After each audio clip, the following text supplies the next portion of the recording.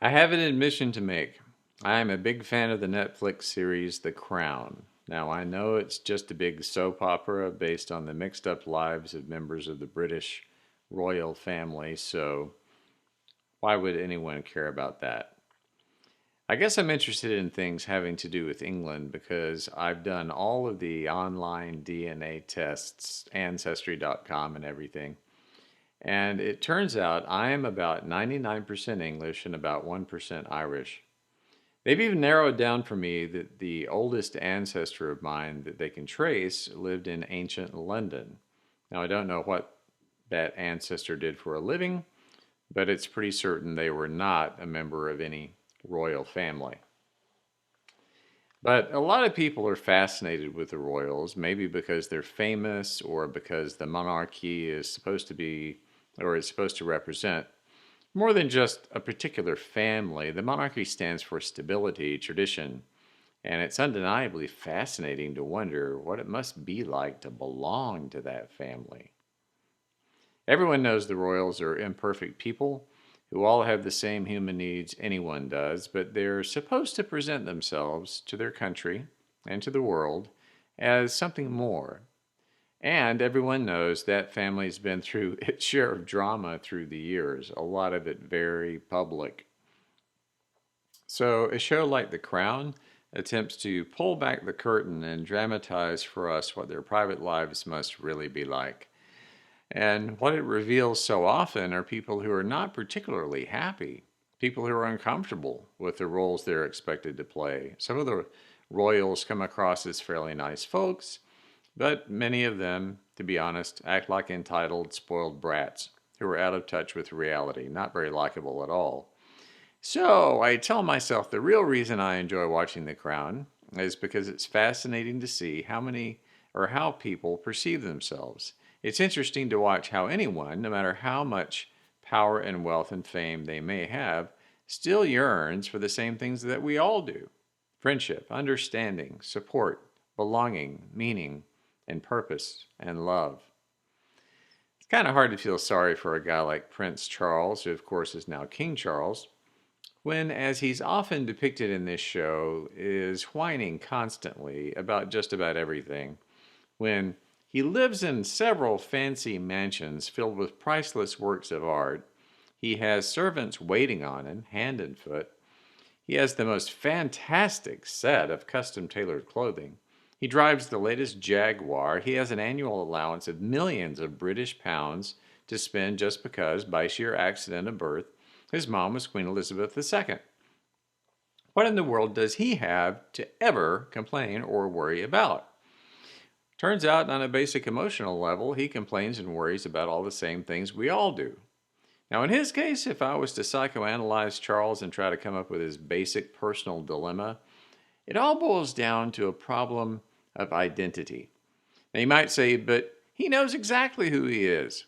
It's true, he knows what his title is, and he knows that he's expected to show up at the ribbon cutting ceremony for the new power plant and just say a few words. But that's his job. It's not who he is.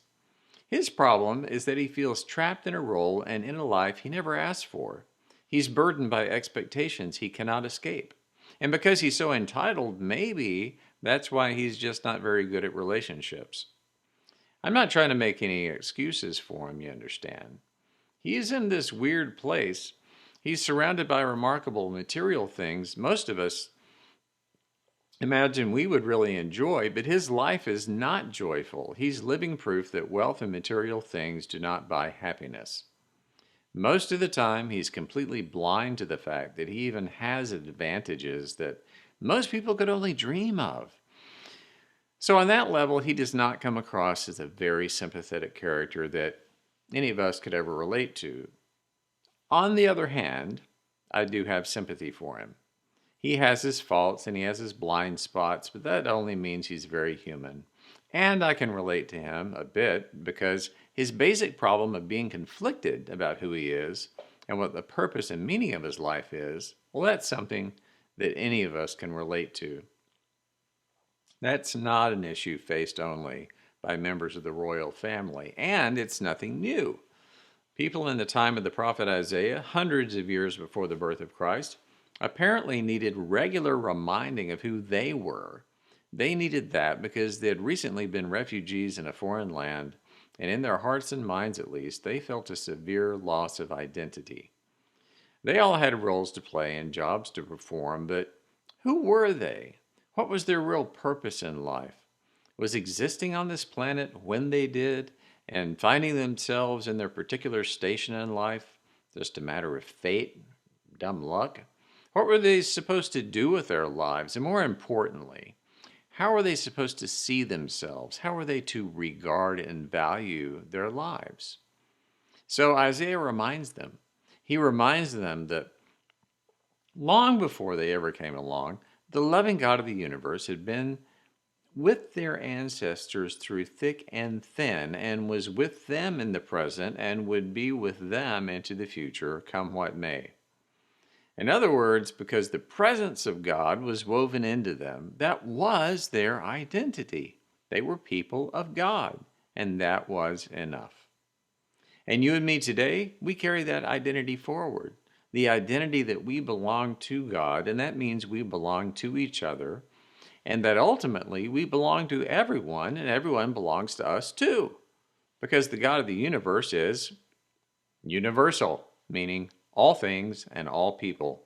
Not just the people who believe the right stuff or who say the right words or who belong to some particular religion. Too often we think about organized religion as being this big jumble of competing belief systems, even within the family of Christianity. We have been taught and conditioned to think that way, so much so that we just take it for granted as how things are. Now, it is true that we don't necessarily believe exactly what all of our friends and neighbors believe about the nature of God or spirituality. Heck no. But does what we happen to believe about God really have all that much to do with who God is? Or does what we believe about God really have any impact on what God believes about us? That would make God our creation in our image, not the other way around. As for me, I think it's the height of silliness to presume to know the mind of God completely, especially when I'm told over and over again in the Bible that God created everything and everyone, and that Jesus welcomed and embraced and healed and loved everyone. So, personally, I find it hard to understand the logic that says, in order for my beliefs to be correct, that means someone else's beliefs must be wrong. I think God is far bigger, far more expansive and embracing than our particular beliefs about God.